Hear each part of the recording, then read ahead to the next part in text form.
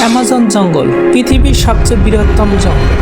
এই অ্যামাজন জঙ্গলে কেউ একবার গেলে সে আর ফিরে আসতে পারে না।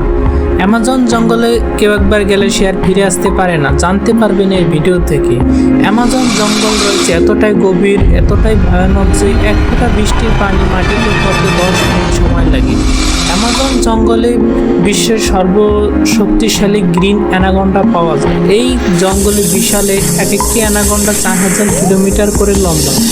অ্যামাজন জঙ্গলে রয়েছে বিভিন্ন প্রকারের হিংস্র প্রাণী এবং দানব।